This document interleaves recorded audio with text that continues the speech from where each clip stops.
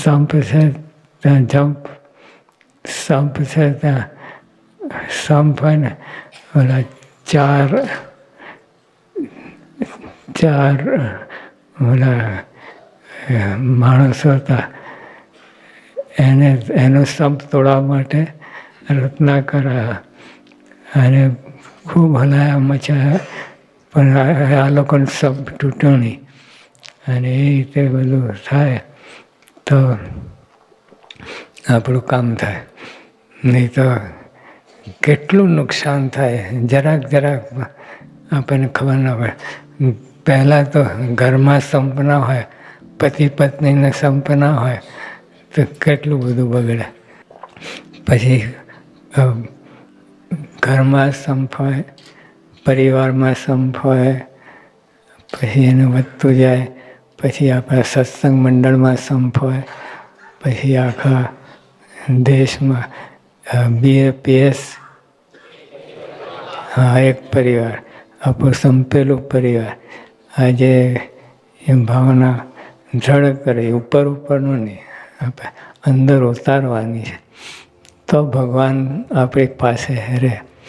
નહીં તો ઉપરથી રહે તો ભગવાન પાસે રહેના રહે એવું બધું ચાલ્યા કરે, આવન જાવન. અને સંપની ભાવના બરાબર હોય તો આપણી પાસે છે પૂરા મંદિરે. પછીથી ક્યાં સ્વામી ક્યાં જવાના છે?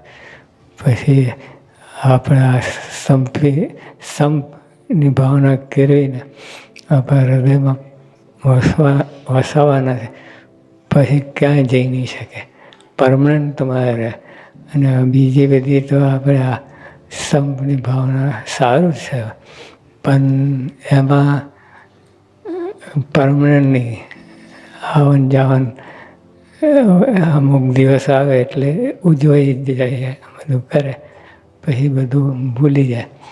પણ આપણો તો સંપ એવો છે, સંપ મારે કે જ્યાં સંપ છે ત્યાં સતયુગ છે, જ્યાં કુસુમ છે ત્યાં કળિયુગ.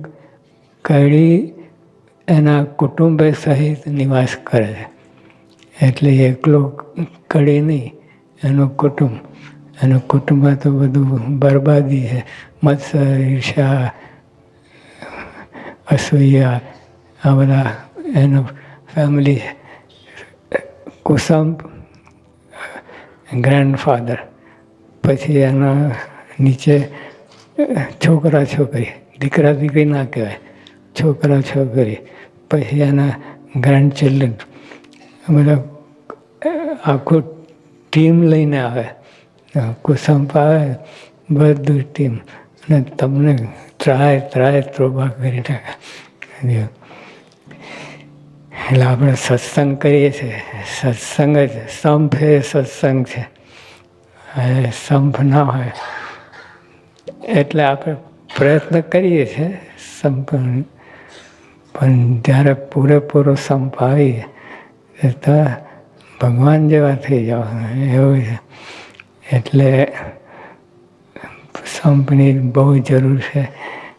આપણે તમે જો દેખાશે તમને, જ્યાં જરાક કુસંપ આવે ને ત્યાં મતિ બગડે એ, અને બગડતી જાય. હવે બીજા બધા ઘણા તો લેવલમાં હોય, બગડે એટલું જ રહે. પણ આ તો કુસંપથી મતિ બગડે, આમ ડાઉન થતા જાય, અને એવી બુદ્ધિ ભ્રષ્ટ થઈ જાય કે ના પૂછો વાત. એટલે આપણે જ્યાં સંપનું વાતાવરણ છે આપણે ચાલુ રાખવું, અને આત્મસાત કરવા પોતા માટે, બીજા માટે નહીં. એટલે આપણે સંપ ક્યાંથી શરૂ થાય? પોતાથી શરૂ થાય. સામા પક્ષે નહીં કે તું સંપ રાખે તો હું રાખું, એવું નહીં. આ આપણાથી ચેરિટી બિગિન્સ એટ હોમ. આપણે પોતાથી શરૂઆત કરી કે મારે શું કરવું, સંપ રાખવા માટે મારે શું કરવું, કેવા વિચારો કરવા, કેવું વર્તન કરવું, કેવું બોલવું, કેવું ચાલવું, ઉઠવું, બેસવું. આ બધા પોતાના તરફથી ડોનેશન કરે. આપણે સંપનું ડોનેશન પોતા તરફથી, સામે પાસે માગવું નહીં. યોગી આપા મુંબઈમાં હતા તો સંસ્કૃતમાંની તો વાત કરતા હતા. એક હરિભગત ઊભા થયા, સ્વામી તમે સાવ સાચું કહો છો, આ કોઈ સંપ રાખતું નથી. સ્વામી કે બેસી જાઓ, બેસી જાઓ, પહેલાં બેસાડી દીધા. પછી સ્વામી કે તમને અડધો રોટલો મળે છે? હા બાપા.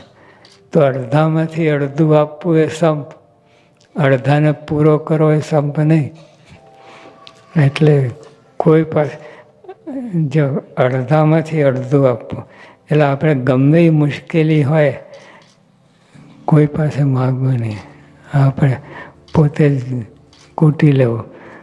અને પણ બીજા પાસે, અને એને કંઈ અભાવ આવે, બીજા પાસે અપેક્ષા રાખીએ અભાવ આવે, અને એ વ્યક્તિ પછી લેવા દેવાને નિર્દોષ હોય, બીજા હજારો હોય એના માટે કોઈ ભાવના, અને જે ટાર્ગેટમાં આવ્યો એ પૈસા તમને મદદ ના કરે તેનો અભાવ આવે. તો પેલા બીજા બધા આનો શો વાંક?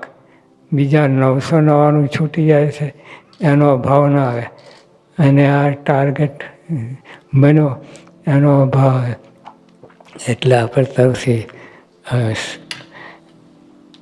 આપણે જ વિચાર કરવો, સંપ માટે મારે શું કરવું, મારે સંપ વધારવા માટે મારે શું કરવું, બીજા શું કરશે એવું નહીં.